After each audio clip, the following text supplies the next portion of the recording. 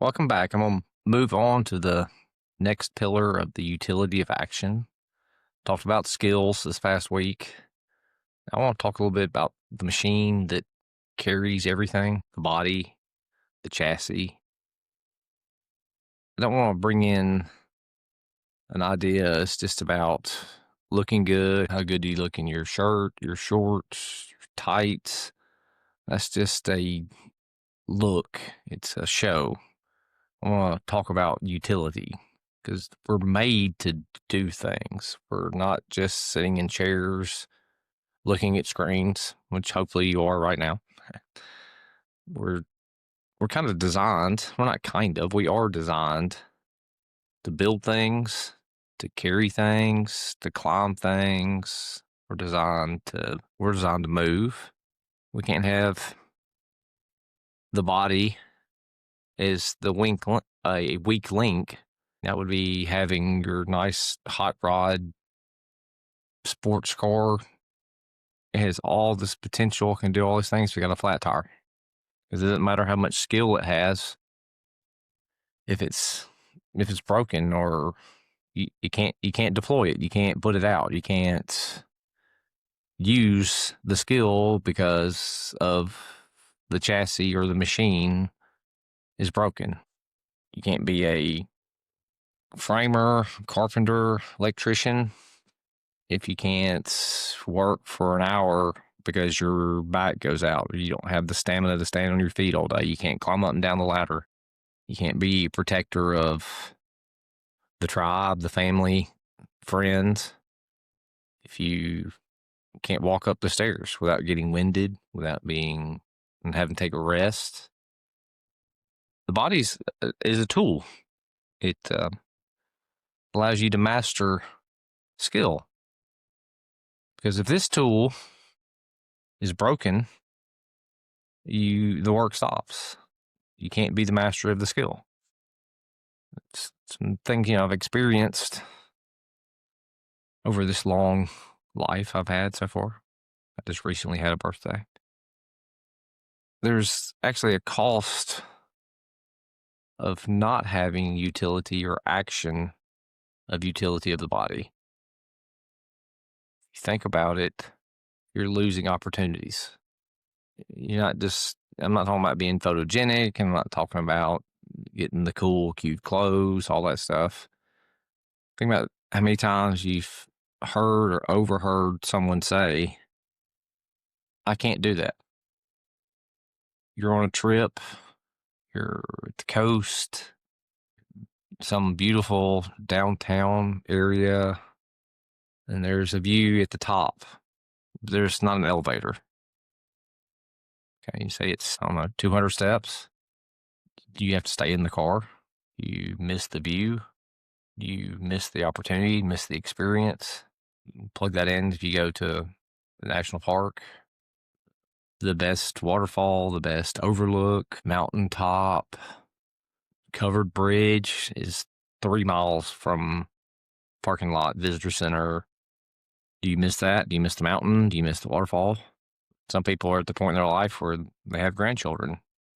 Do you want to have the memory with them so you can chase them in the yard, chase them up the stairs, chase them through the back pasture, chase them through the amusement park? But do you have to sit because your knees don't work, your back doesn't work? I'm not talking about injuries, disease, stuff like that. I'm talking about the opportunity to use the utility or the action of utility of the body. Because it's almost tragic if you can't do those things. Your world gets smaller. You lose experiences. You have fewer experiences. You're just a sideline spectator because you can't physically use the machine with other people. I don't want us to miss, or want you to miss, the view from the top of the mountain, from the top of the lighthouse. Go see the covered bridge, go see the waterfall. You can endure I don't want to say endure the experience, but endure the experience. Maybe walk through a whole museum. I was in a museum that was 3 floors last weekend. And we spent 3.5 hours walking through to see the museum. I want you to be able to do that without, not saying without stopping, but without sacrificing the next day because it was so difficult to walk through and see all the experiences in that venue. Can you endure a weekend event, like a weekend tournament? Watching the tribe, the family, you're outside, you're in the elements. That's what I'm talking about. The action of utility. That's why we do things. That's why we train. That's why we manufacture friction. We do hard things. We're trying to prepare for the unknown. We're preparing for utility. We're trying to know it's because if you don't do difficult things, if you don't experience difficulty, if you're always comfortable, how about like we can bring food in there because food, it's easy. It's always there. It's a habit. It's a convenience. Temperature controlled rooms. If we eliminate those things, or you get into a situation where they are eliminated, it actually could become terrifying, causes anxiety because it's unknown. That's I want to have utility of action so you can maybe handle hunger, maybe you can handle cold or hot, you can handle just plain discomfort. That's manufactured adversities, like building or experiencing adversity. Let's do stuff on purpose. I'm thinking of different challenges to come up for this week or next week, and we can do a fasted workout. We can do cold water, do a cold shower. How about that? Just don't have to do a plunge. You can just do a cold shower. Hike all day. Intentionally spend a day outside. Side benefits of some stuff like that is you're telling the mind, telling the operating system, I've been here before. I can do this. So when real conflict or real trouble happens, you don't panic, you don't stress because you've done it before. You know the machine can do it. You know the machine is capable. You know the machine has utility. It has utility of action. It kind of kills anxiety. So let's think about. I can bring it back in. We can kind of audit ourselves. I think I posted here recently. We need to be critical of ourselves every now and then. Like look back, see how we can do stuff better. Let's maybe audit our attendance on convenience one more time. Doing my 1 step harder challenge. I brought up fasting earlier. First option could be just do a fasted morning, fasted day, fasted weekend. Wake up early, get outside, don't eat. But if you're like me, you will have your coffee. We can go for the walk, you can go for a ruck, you can go for a run. You can hit the gym, you can lift weights, you can go to the playground, you can climb a rope, you can do the monkey bars, jungle gym. Just prove to yourself that you don't have to be fueled up, perfect. I had all my nutrition this morning. We are not that fragile. The machine will run on reserves. If you access them, you experience them, I think it makes the machine run more efficiently. Definitely helps the mental or the operating system know that it's not in as much danger or in as much adversity if you've never been there before. Option 2, keeping the theme of walking.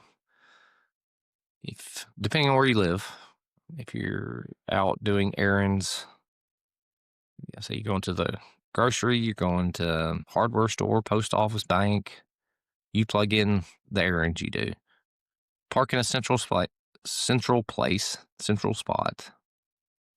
and then walk to every stop.